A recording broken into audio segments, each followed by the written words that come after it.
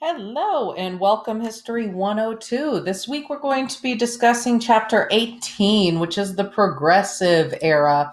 The Progressive Era is really known for all of the different, very progressive policies that many activists worked for. We see the first pushback against big money basically owning and running the United States government. This era generally starts or is known most for the Triangle Shirtwaist Company fire in Greenwich Village, New York, from March of 1911. The employees were mostly Jewish and immigrant Italian women and didn't earn much money, about $3 per week on sewing machines. When a fire broke out, they couldn't escape from the building's top three floors. The owners had locked them to stop theft and bathroom breaks, and fire truck ladders could only reach the sixth floor. Because of this, 46 women jumped to their deaths while 100 more died inside.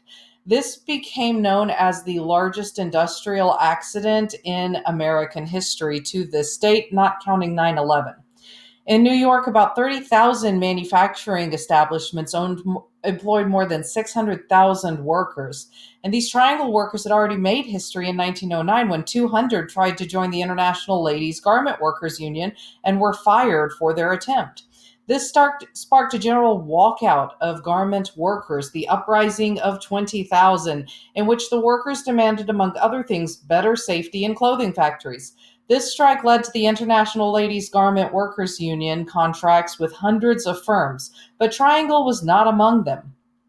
Triangle drew attention for social divisions in America, especially in the first 2 decades of the 20th century. This is when we generally look at as the Progressive Era, but roughly 1900 to about 1916.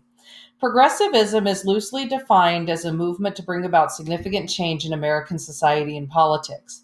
It included businessmen who recognized the legitimacy of unions, members of female reform organizations who wanted protections for women and children, social scientists who believed that research can solve social problems. Everywhere economic and political consolidation was apparent from America, from Wall Street's growing power to corrupt urban political machines.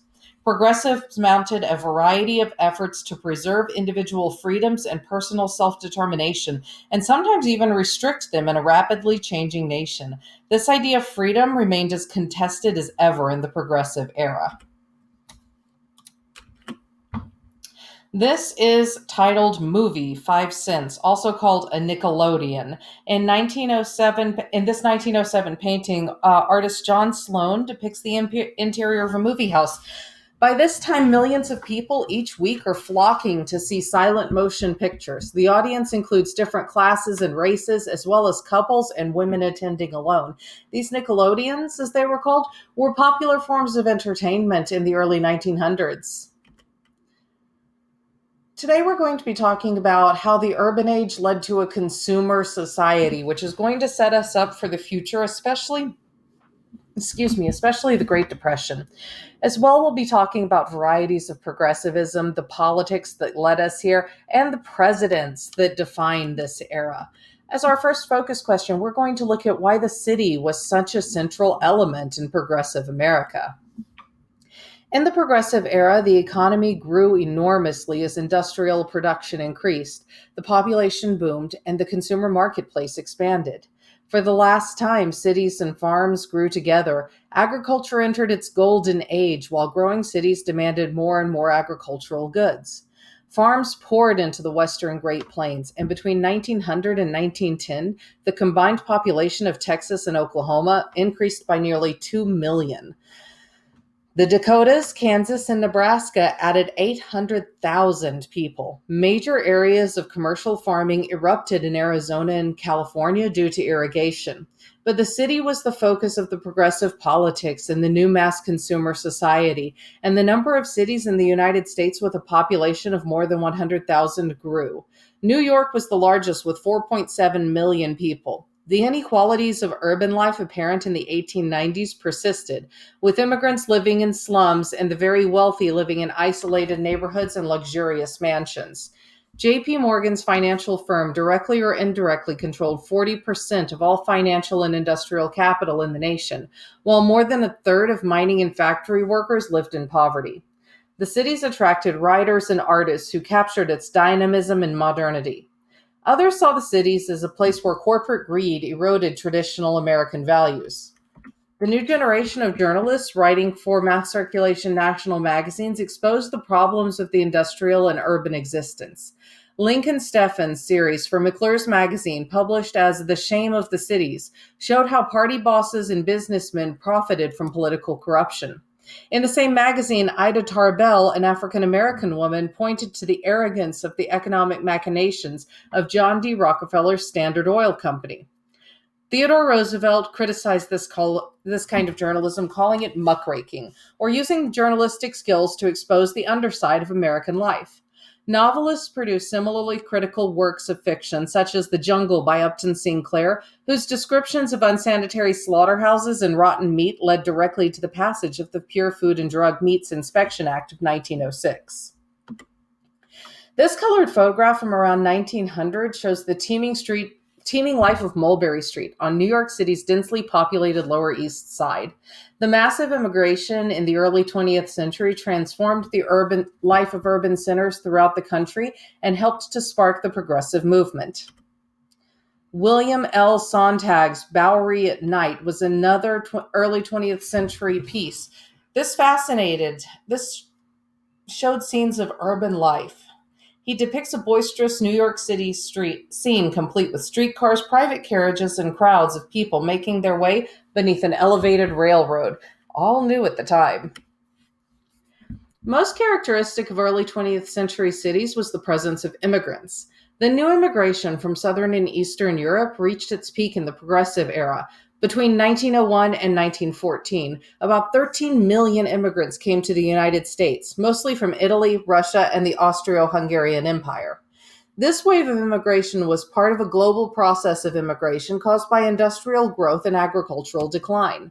Between 1840 and 1914, when World War I halted immigration from Europe, nearly 40 million immigrated into the United States, and another 20 million moved to other parts of the Western Hemisphere, including Canada, Argentina, Brazil, and the Caribbean. Many of these immigrants, pushed and pulled by a variety of factors, moved to America freely. Not all immigrated as free labor. Large numbers of Chinese, Mexicans, and Italian immigrants were bound to long-term labor contracts, signed with labor agents who provided contract workers to American employers. Most European immigrants to enter America entered through Ellis Island in New York Harbor, which became the main facility for processing immigrants. Those who failed a medical examination or were judged to be anarchists, prostitutes, or otherwise undesirable were sent home. Millions of Americans today can trace their ancestry to Ellis Island immigrants. At the same time, Asians and Mexican migrants came to the American West, mostly through San Francisco and El Paso, Texas. Many ended up growing citrus crops in the San Gabriel Valley of California. By 1910, 1 out of every 7 people in America was foreign-born, the highest percentage in American history. More than 40% of New York's population was born abroad, as was more than 30% of other major cities like Chicago and Milwaukee. Many immigrants moved west, most of them settling in industrial centers. By 1910, nearly 3/5 of the workers in the 20 leading manufacturing and mining industries were foreign-born. The new immigrants imagined America as a land of freedom, where everyone enjoyed equality before the law, worshipped as they pleased, found economic opportunity, and were emancipated from their homeland's oppressive social hierarchies. Agents sent abroad by the American government attempted to discover why such large-scale immigration was occurring. The main impetus was the desire to attain freedom and engage in economic activities to eradicate their hopeless poverty. While some, such as Jews fleeing religious persecution in Russia, intended to settle permanently, most planned to earn money and return home to buy land.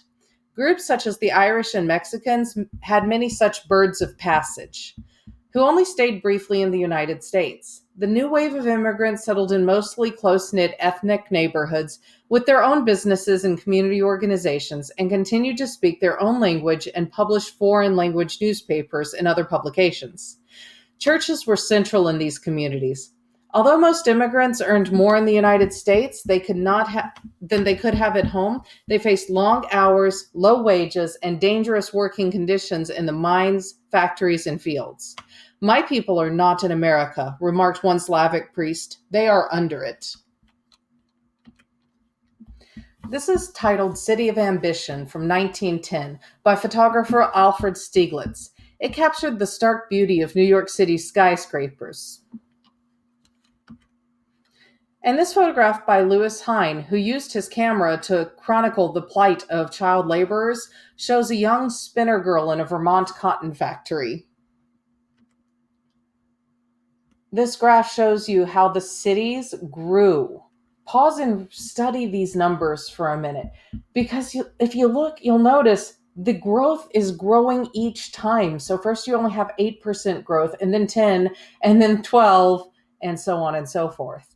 By the end of the 1920s, most Americans would live in cities instead of in the country.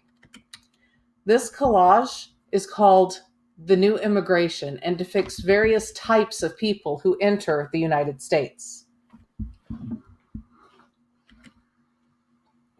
This is an immigrant from Mexico arriving around 1912 in a cart drawn by a donkey. And a graph that shows the percentage of people in each of these cities who are immigrants and their children. This piece of sheet music, published in 1911, was directed at Jewish immigrants. It celebrates the United States as the land of the free.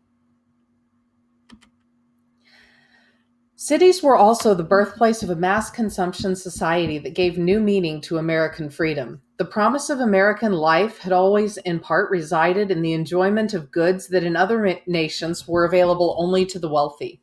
Only in the Progressive Era, however, did large downtown department stores, chain stores in cities, and retail mail-order houses for rural area residents make accessible goods produced in American factories. Some of these goods included electric sewing machines, washing machines, vacuum cleaners, and record players. Though through low wages, unequal income distribution, and Southern poverty limited the extent of the consumer society before World War II, in the Progressive Era, mass consumption became a cornerstone of American freedom, understood as the abundance of goods offered by modern capitalism. Leisure activities were also part of mass consumption, with mass entertainment in amusement parks, dance halls, theaters, and attracting large crowds. The most popular form of mass entertainment was vaudeville, a live theatrical entertainment consisting of numerous short acts. In this period, motion pictures also became a mass phenomenon, in which even working-class moviegoers attended the Nickelodeons, so named because of their 5-cent ticket price. Traditional gender roles also changed dramatically. Women were newly visible in public places such as workplaces, stores, and sites of entertainment.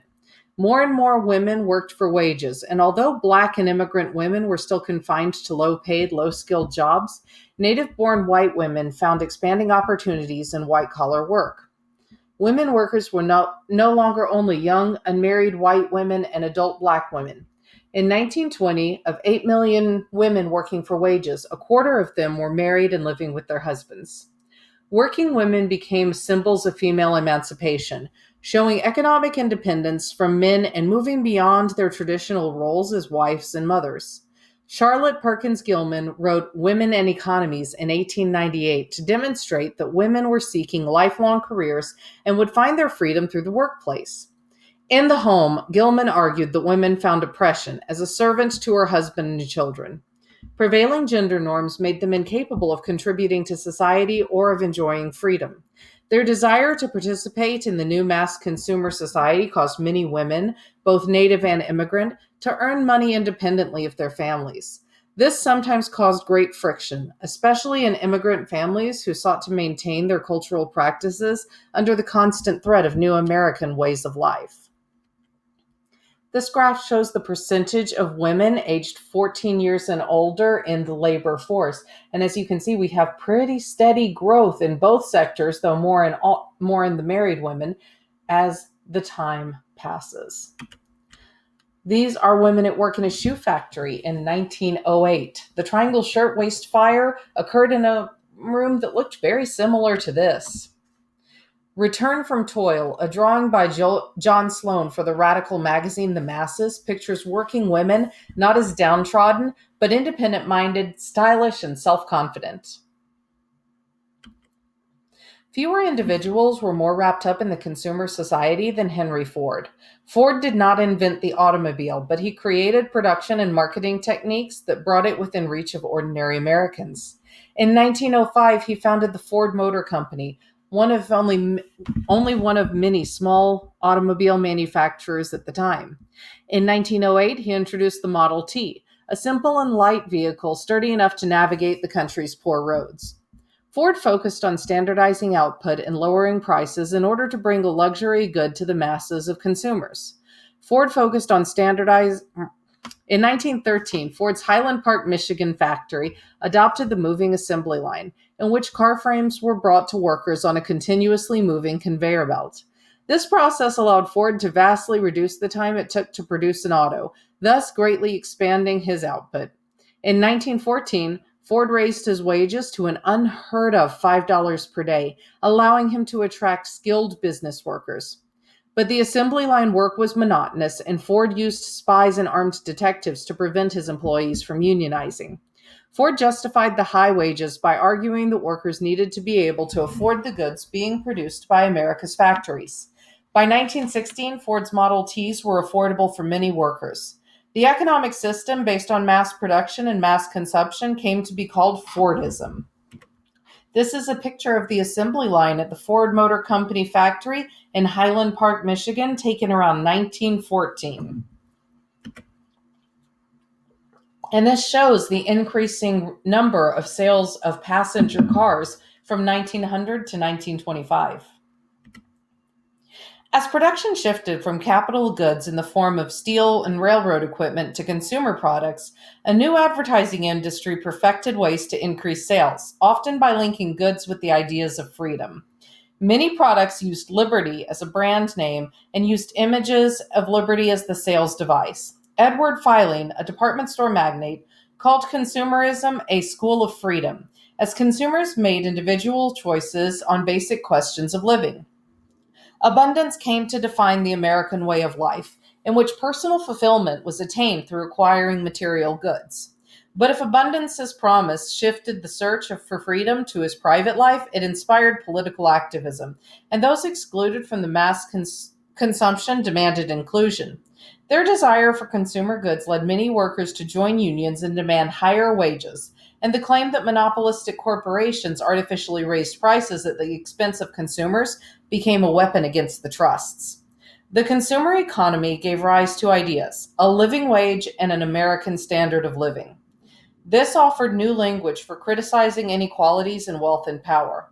In his book, A Living Wage from 1906, Father John A. Ryan suggested that a decent standard of living was a natural and absolute right of citizenship. Ryan attempted to translate into American terms Pope Leo XIII's Declaration of 1894, Rerum Novarum, which endorsed social justice over competitive and individualistic competition. Demands for a living wage and a decent standard of living were part of the promise of the Progressive Era, in which some, like Simon W. Patton, predicted that want and scarcity were disappearing, with capitalism providing abundance and leisure for all. This is one of the numerous advertisements of the early 20th century that invoked the Statue of Liberty to market consumer goods, in this case, crackers. Crowds are congregating on a New York street in 1896 at the opening of Siegel and Cooper's department store. This is one of numerous emporiums of commerce that reflected the rise of mass consumption as an essential element of an American standard of living. Our next focus question: how did labor and women's movements challenge the 19th century's meanings of American freedom? Progressives wanted to humanize industrial capitalism and find common ground in a society seemingly fragmented by labor conflict and mass immigration. While some desired a return to a competitive marketplace of small producers, others accepted the large corporation and looked to the government to combat a growing concentration of wealth and ensure social justice. Others located freedom in a private sphere of personal fulfillment and self expression. Nearly all progressives felt that freedom had to take on a new meaning to confront early 20th century social and economic realities. All kinds of workers complained of a loss of freedom in this period. Large automotive, electrical, steel, and other companies sought greater control over work processes and found help in Frederick W. Taylor's method of scientific management, a way of increasing production and profits by scientifically studying and controlling costs and work practices.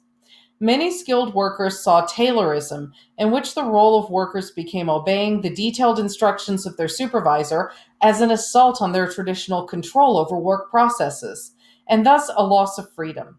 Greater numbers of white collar workers, such as salespeople, salaried professionals, corporate managers, while making higher incomes than most workers, experienced their work as a loss of freedom.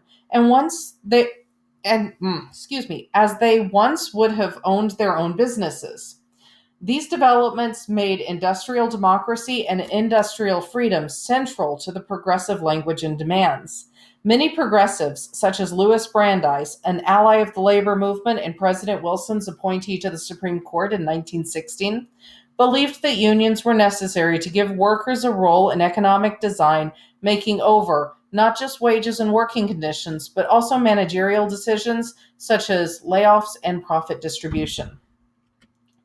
This advertisement for Palmolive soap illustrates how companies marketed goods to consumers by creating anxiety and invoking exotic images.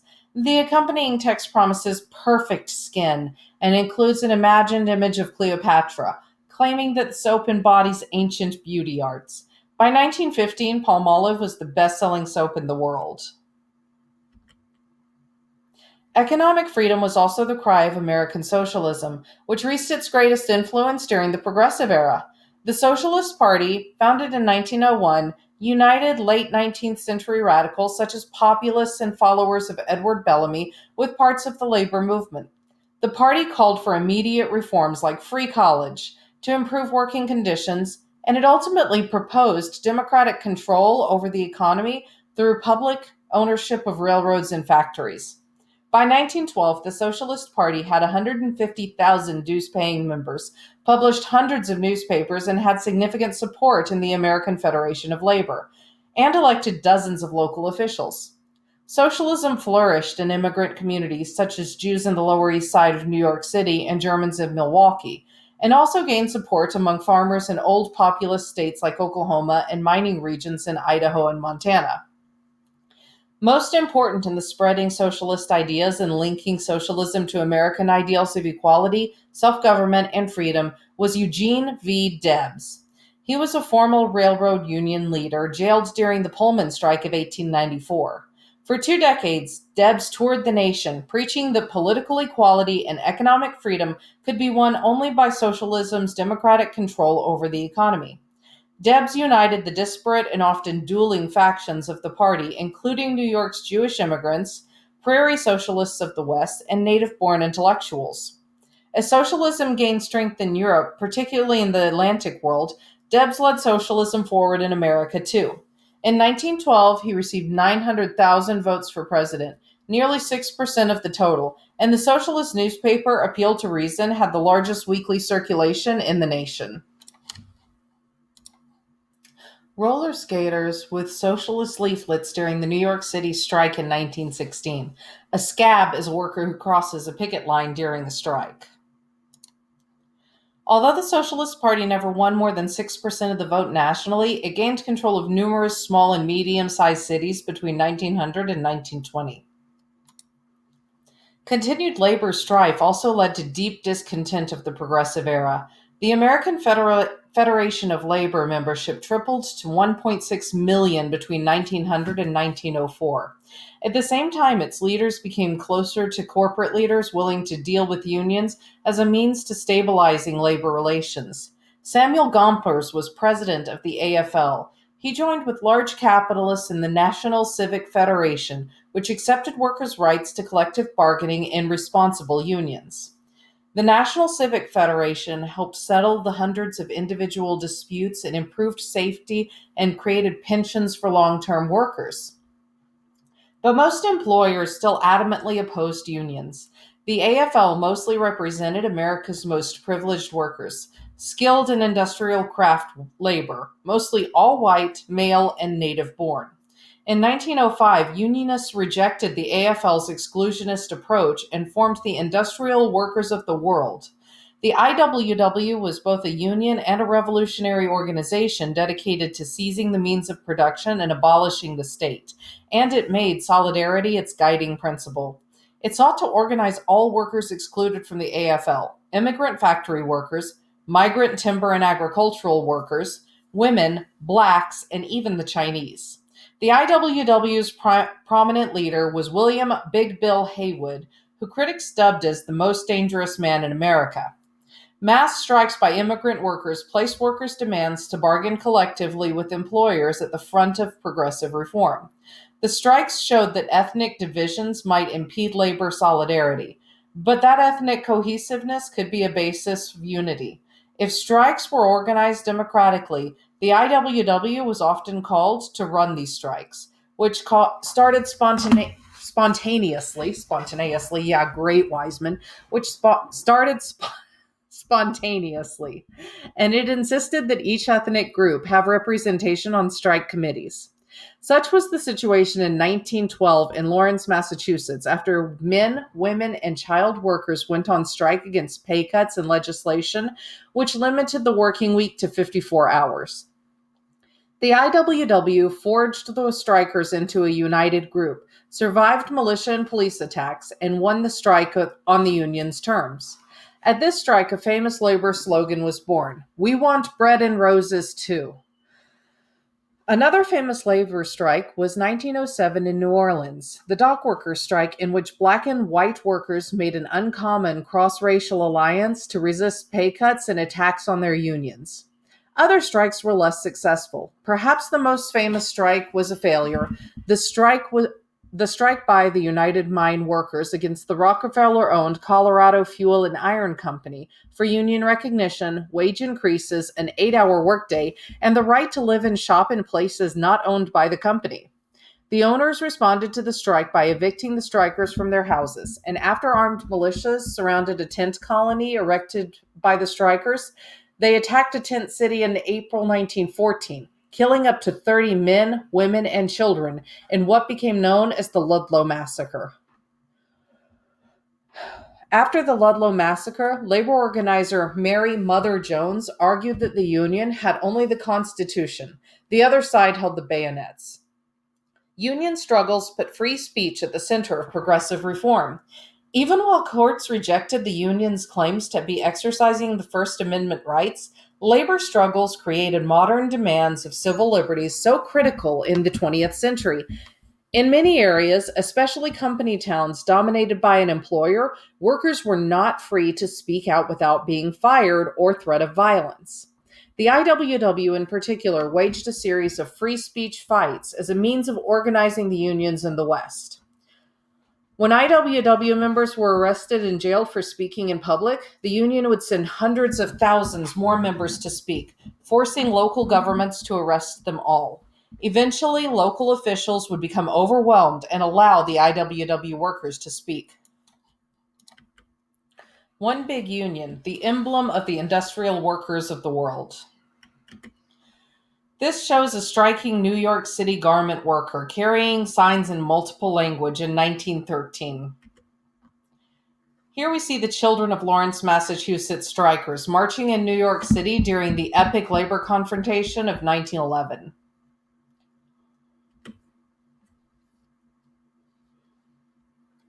Feminism became a widely used word in the progressive era, inspired by the writings of Charlotte Perkins Gilman. The Feminist Alliance, a small organization of New York professional women, developed plans to aid women in their community by building apartment houses with communal kitchens, cafeterias, and daycare centers to free women from the constraints of the home. However, the women were unable to obtain a mortgage and the buildings were never built. In 1914, a mass meeting in New York that debated the question, "What is feminism?" was organized by Heterodoxy, a women's club in Greenwich Village. New feminism's attack on traditional gender norms and sexual behavior had added a new dimension to the idea of personal freedom. Heterodoxy was part of a new radical bohemia, a circle of artists, writers, and others who rejected conventional rules and practices. and its definition of feminism merged calls for the vote and greater economic opportunity with open discussions about sexuality. Before World War I, Greenwich Village and equivalent neighborhoods in Chicago, San Francisco, and other cities, a lyrical left took shape that included discussion clubs, experimental theaters, magazines, and which anticipated the emancipation of the human spirit from 19th century prejudices. Isadora Duncan's New Expressive Dance was one symbol of the era. Freedom was central to the lyric left's vision of society, but their individual notion of freedom was quite different from other progressives' interest in order and efficiency. Yet sexual freedom came alive in this period. Free sexual expression and reproductive choice became critical elements of the women's liberation movement for many women. The sexual theories of the founder of psychiatry, Sigmund Freud, were popular. New sexual attitudes spread beyond Bohemia to many young, unmarried, and independent women, and the new tolerance for sexual freedom drew gay people to Greenwich Village for the first time. But new sexual attitudes spread far beyond Bohemia. They flourished among the young, unmarried, self supporting women who made sexual freedom a hallmark of their oft proclaimed personal independence. Women's growing presence in the labor market strengthened demands for birth control, giving political expression to changes in sexual behavior. In the 19th century, the right to control one's body meant the ability to refuse sexual advances, including those of a husband. But now it meant to be enjoying a sexually active life without necessarily bearing children. Emma Goldman, an anarchist and Lithuanian immigrant, regularly wrote and lectured about the right to birth control, called for a more enlightened view of homosexuality, and was arrested frequently for her troubles. Margaret Sanger placed birth control at the center of new feminism. By 1914, after facing censorship from the U.S. Post Office about how to use birth control, she openly advertised birth control devices in her journal, The Woman Rebel. She argued that no woman could be free who did not control her own body and decisions about whether or not to become a mother. In 1916, when Sanger opened a clinic in a working class area of Brooklyn and started giving contraceptive devices to poor Jewish and Italian women, she was jailed for a month. Labor radicals and cultural modernists, not just feminists, promoted Sanger and birth control. Sanger's struggles illustrated the way in which local authorities and national obscenity legislation set rigid limits to America's freedom of expression. This 1900 cartoon from Puck, titled Divorce the Lesser Evil. On the left, you see a quarreling husband and wife who were changed to an unhappy marriage. Justice is about to sever the marriage with her sword, while a minister tries to prevent her. Divorce laws had been liberalized after the Civil War, and by the 1800s, United States had the highest divorce rate in the Western world. In this caption, the church declares divorce an awful immorality, to which the justice replies, divorce is rather an aid to morality. Excuse me, I meant to say in the early 1890s, United States had the highest divorce rate in the Western world. And here you see a sheet music cover with a modern woman erasing the word obey from the marriage vows. Isadora Duncan brought new freedom to an old art form. Her lyrical dance became known as the symbol of new feminism.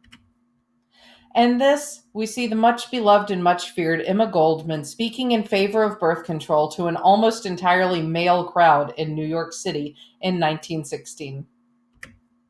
This poster is advertising a series of Emma Goldman's lectures, illustrating the remarkable variety of topics on which she spoke. And here we see mothers with baby carriages waiting outside Margaret Sanger's birth control clinic in Brownsville, Brooklyn, 1916.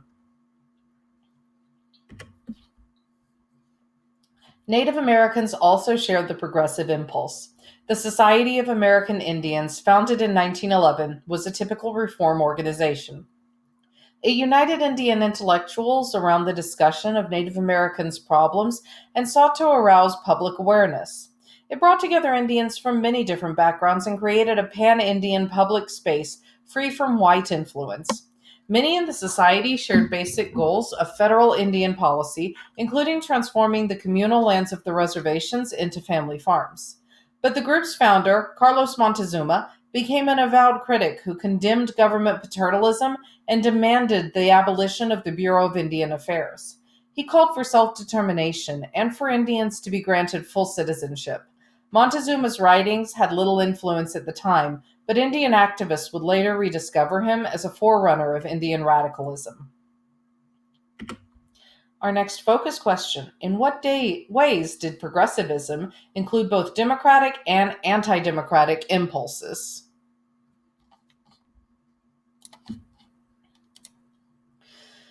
Progressivism was a worldwide movement. In the early 20th centuries, cities around the world experienced similar problems caused by industrialization and massive growth.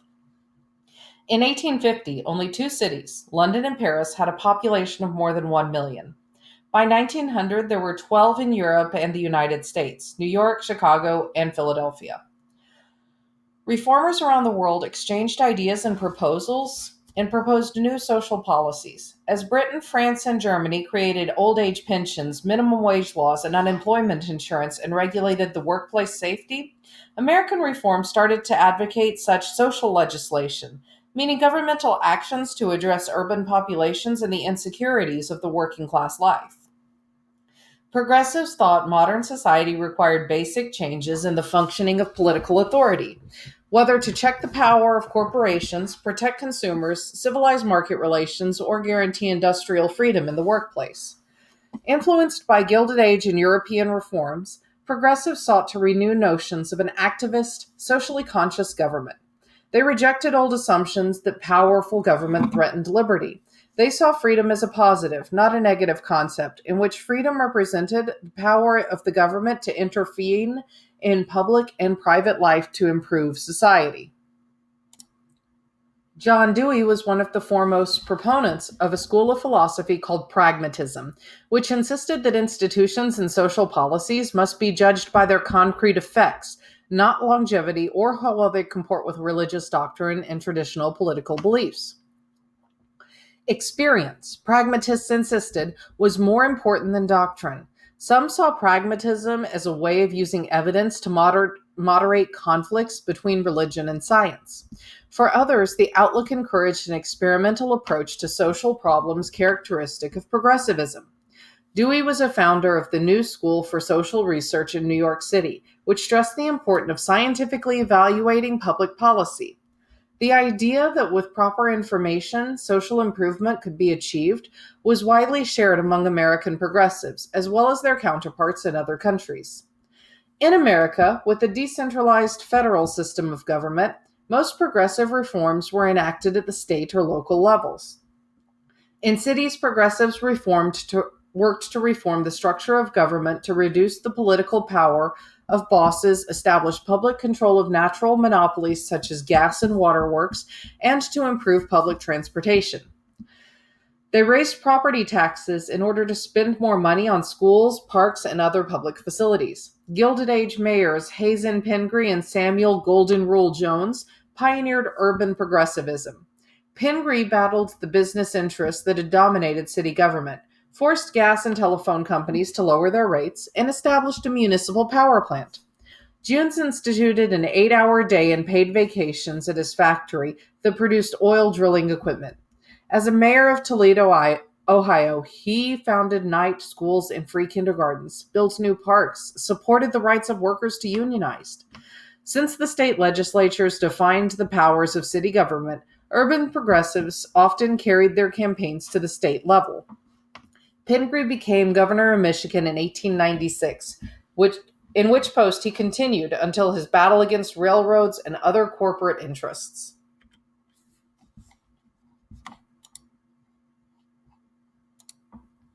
This photograph from 1910 depicts needy constituents of New York's political boss Timothy Big Tim Sullivan receiving free pairs of shoes. Each year, Sullivan distributed 2,000 pairs of shoes on his mother's birthday. Such largesse endeared political bosses to many voters, much to the annoyance of political reformers. This shows young boys and girls seeking to enter a branch of the New York Public Library in 1910. The caption reads, "The children's room is already full, 3:30 p.m." Hoping to help uplift and assimilate the new immigrants and their children, libraries expanded rapidly during the Progressive Era. This shows nursery children at play at the Italian Industrial School in New York City, one of numerous institutions established in the Progressive Era to improve life in urban centers. Although it was often associated with eastern cities, progressivism was also a major presence in the West. Former populists and those who believed in the moral power of the frontier were attracted to the regulation of railroads and other corporations, and to the promise of direct democracy. Important populists in the West were Hiram Johnson of California, Robert La Follette of Wisconsin. Oregon stood at the forefront of progressive reform. Progressives established the Oregon system, in which included direct legislature, direct primaries, initiative, referendum, and recalls. Women gained suffrage in the state. The Oregon system was supported by middle-class reformers and reform-minded workers and farmers. Other states adopted the Oregon system. In California, progressives dismantled the power of the Southern Pacific Railroad. In Wisconsin, Robert La Follette made a state laboratory for democracy and instituted a series of reforms called the Wisconsin Idea, which included primary elections, taxation of corporate wealth, and state regulation of utilities. Wisconsin offered the most striking merger of social and political impulses that went under the name of progressivism. Progressives wanted to restore democracy by returning political power to citizens and civic harmony to a divided America. Afraid of violent class conflict and corporate power, they thought that the political reforms would help create a unified people devoted to greater democracy and social reconciliation. But increasing government power made it necessary to determine who should participate in politics. Progressive political reforms were often contradictory. The electorate was expanded and contracted, empowered and removed from influencing government.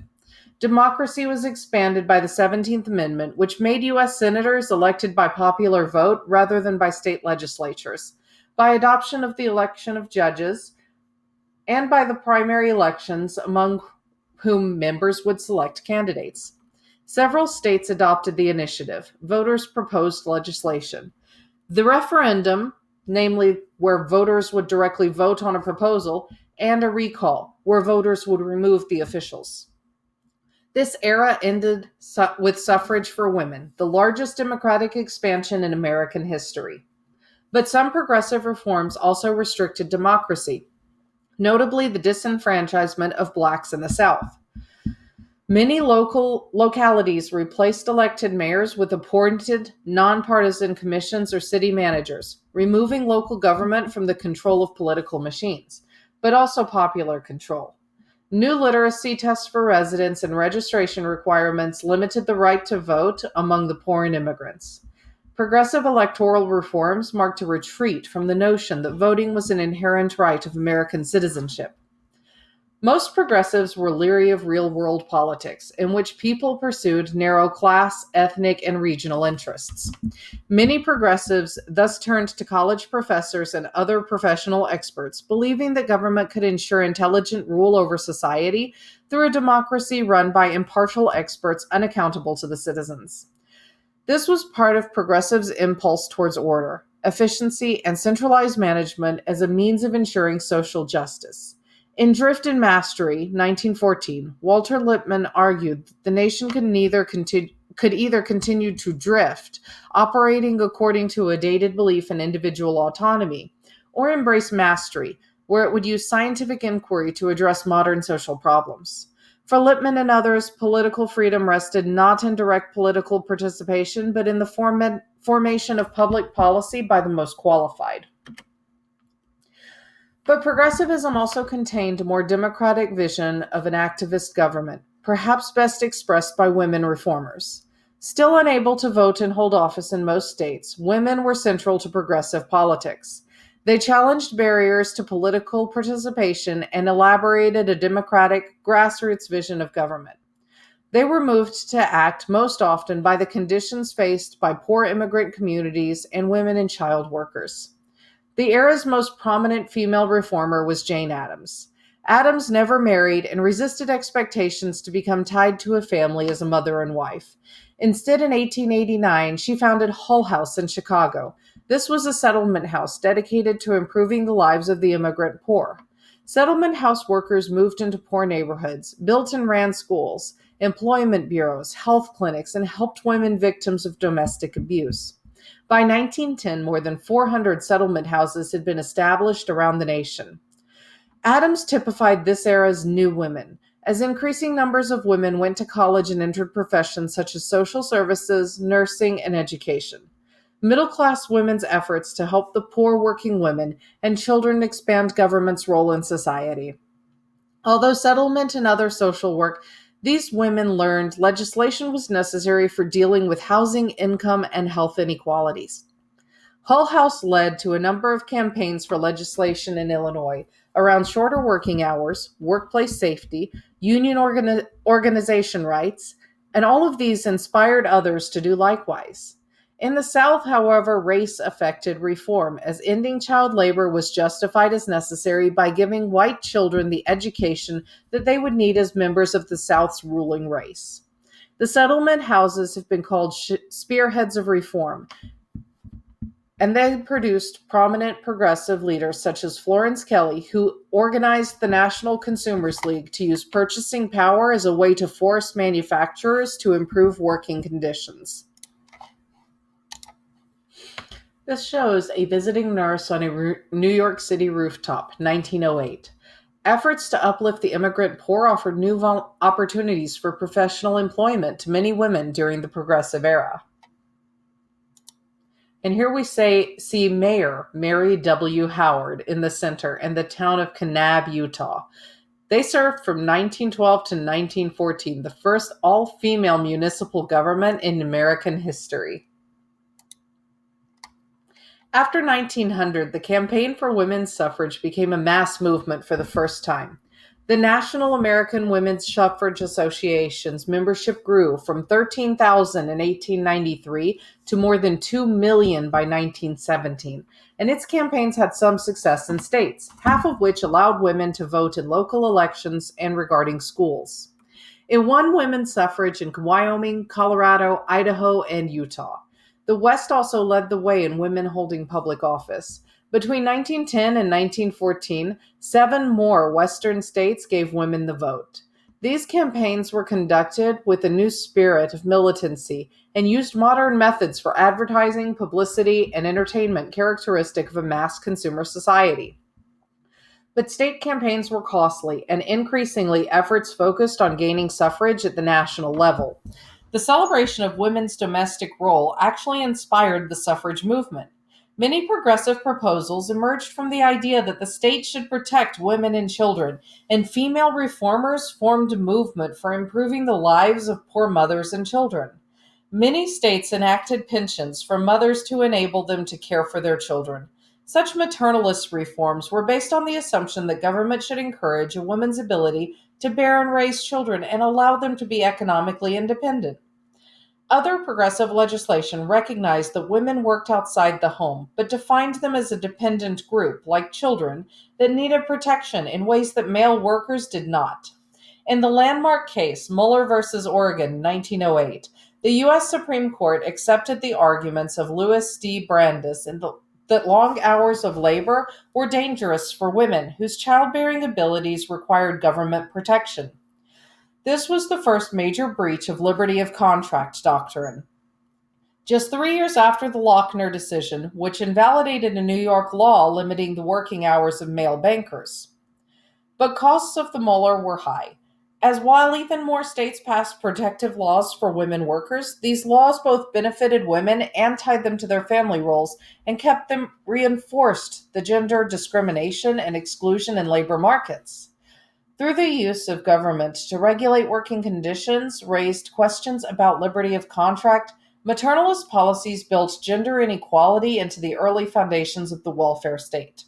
Some progressives, like Brandeis, envisioned a welfare state that was rooted in the notion of universal economic entitlements, including the right to a decent income and protection against unemployment and work-related accidents.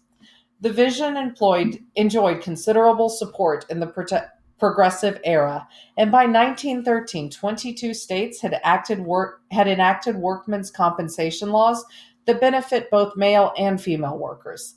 This legislation wedged open the door for broader programs of social insurance.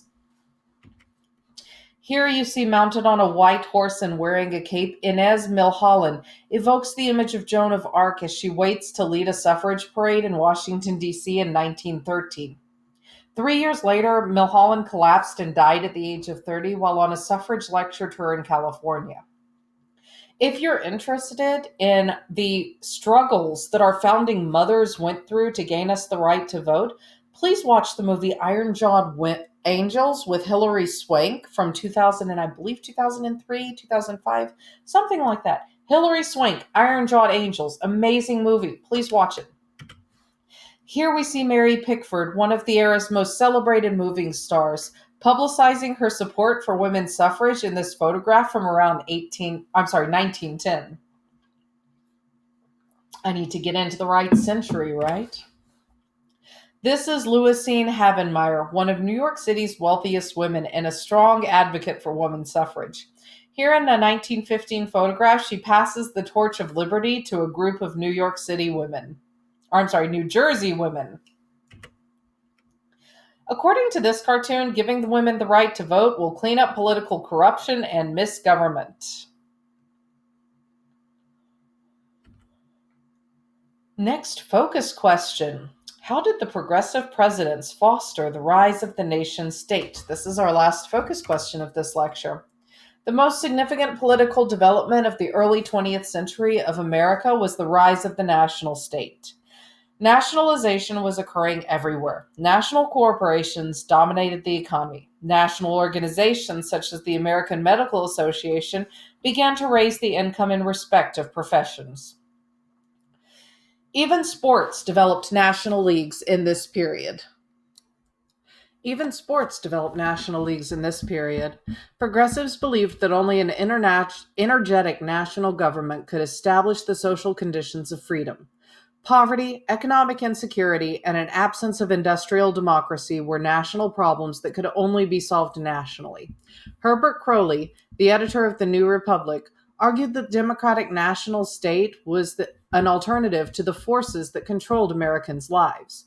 Whether the narrow interests that manipulated politics or corporations, Crowley suggested that Jeffersonian ends of democratic self-determination and individual freedom could be secured only through the Hamiltonian means of government intervention in the economy. Theodore Roosevelt was the first of the progressive-era presidents to address this question. As vice president, Roosevelt became the youngest president ever to hold office after an anarchist assassinated William McKinley in 1901. He was an impetuous and energetic man who celebrated the strenuous life of manly adventure and daring, and he became a model for the 20th century president. Actively and continuously involved in domestic and foreign policy and setting a political agenda, Roosevelt advanced a program he called the Square Deal, which addressed the problems of economic consolidation by distinguishing between good and bad corporations. Soon after taking office, Roosevelt shocked the business world by prosecuting the Northern Securities Company, a holding company created by financier J.P. Morgan, to run 3 Western railroads that monopolized rail transit between the Great Lakes and the Pacific. In 1904, the Supreme Court handed the antitrust movement a significant victory by ordering the Northern Securities dissolved. Roosevelt also believed that a president should help settle labor disputes as a neutral third party, not simply act in favor of business, as had previous presidents. In 1902, when a strike paralyzed the coal industry, he brought union leaders and managers to the White House and settled the strike by appointing a commission. Re-elected in 1904, Roosevelt advocated the more direct economic regulations, including reinforcing the Interstate Commerce Commission, ICC, whose powers had been restricted by the Supreme Court. In 1906, public opinion had shifted in support of Roosevelt, and Congress passed the Hepburn Act, which gave the ICC the power to set railroad rates, an important step in giving the federal government regulatory power. While many businessmen supported the creation of new federal agencies to improve consumer product safety, they were alarmed by Roosevelt's calls for federal inheritance and income taxes and interstate business regulation. This is an image of President Theodore Roosevelt addressing a crowd in 1902.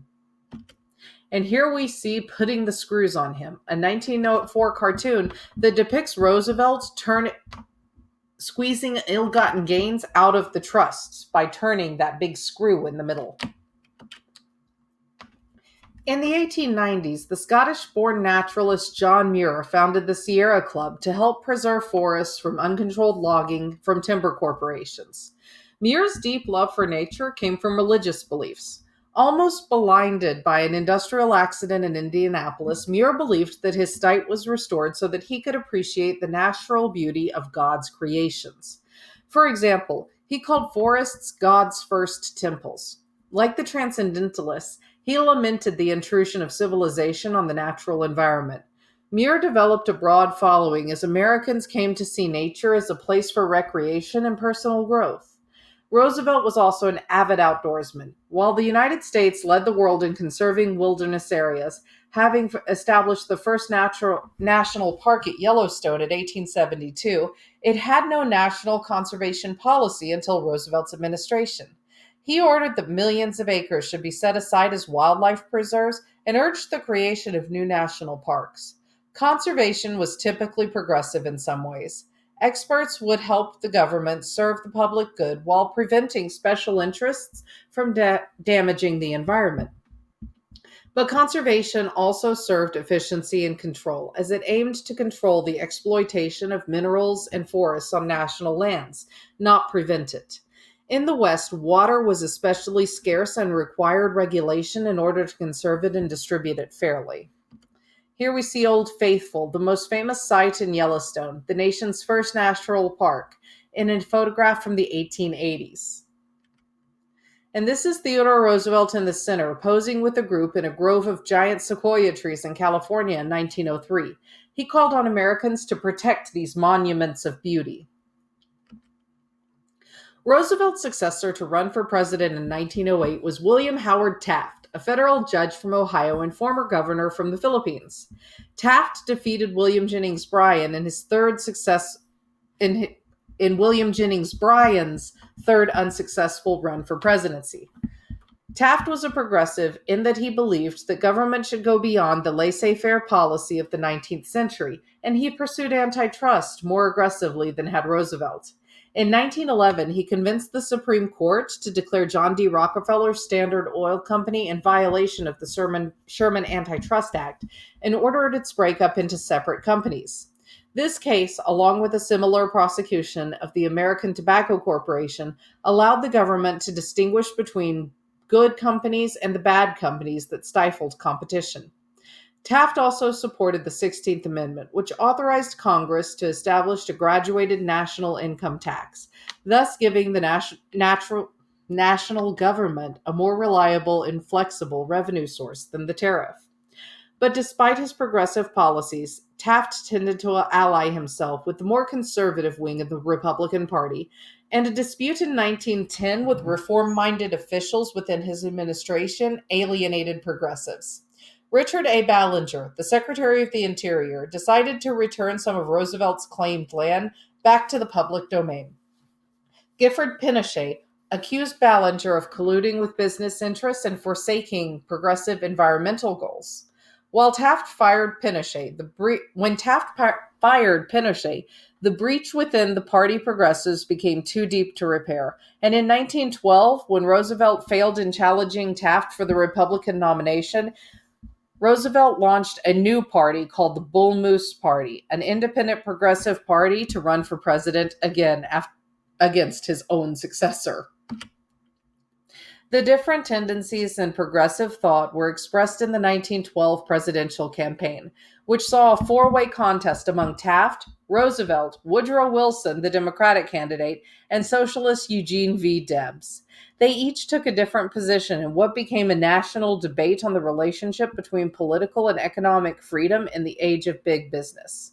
Taft, the more conservative, argued that economic individualism could still be the basis of society if business and government worked together to solve social ills. Debs stood on the opposite end of the political spectrum from Taft. Although most Americans did not support the socialist revolutionary goals, their proposals for public ownership of railroads and banks, unemployment assistance, and laws limiting working hours and setting minimum wages were typically progressive. But it was the fight between Roosevelt and Wilson over the federal government's role in the economy that captivated most voters in 1912. While they believed that big government was necessary to preserve individual freedom, they disagreed about the dangers of increasing government power. Wilson, believing in states' rights and laissez faire, was progressive in his policies as New Jersey's governor, where he helped create workmen's compensation and state regulations of utilities and railroads. Influenced by Louis Brandeis, Wilson argued that the government had to be independent of big businesses and restore market competition without creating big government. His program, The New Freedom, involved strengthening antitrust, protecting workers' rights to organize unions, and encouraging small business. Wilson thus hoped to create conditions for real economic competition without increasing government regulation of the economy. To Roosevelt and his supporters, Wilson's program was outdated, and it focused on small business but ignored the inevitable economic concentration and the interests of professionals, consumers, and labor. Roosevelt's program was called New Nationalism, and it accepted bigness and the need for strong government regulation to check its abuses. Roosevelt proposed heavy personal and corporate taxes and federal regulation of industries such as rail, mining, and oil. His progressive policies adopted a platform with many other progressive reforms, such as women's suffrage, an 8-hour day, and living wage for workers, and a national system of social insurance covering medical care, unemployment, and old age. This program contained much of the agenda that came to define liberalism in the 20th century. A redefinition of what it meant to be an American united many strands of progressive era thought. Theodore Roosevelt's New Nationalism was one example. Roosevelt wanted immigrants to Americanize rather than retaining their customs and traditions from their countries of origin. He also believed that fitness for citizenship, or lack thereof, was both inborn and related to past historical experience. Only persons with the capacity for self-control, mainly white people, were capable of participating in democracy. He argued that the government should provide for the well-being of its people to make them better citizens, while retaining the view that only persons with the right kind of character were really qualified for citizenship. Roosevelt's concept of Americanism, although close to blacks and Asian Americans, was open to more people than the outlook of his contemporaries who also excluded the new immigrants from Europe. But its coercive potential would become starkly evident a few years later when the United States entered World War I and the government demanded absolute loyalty of all Americans and the immediate assimilation of immigrants.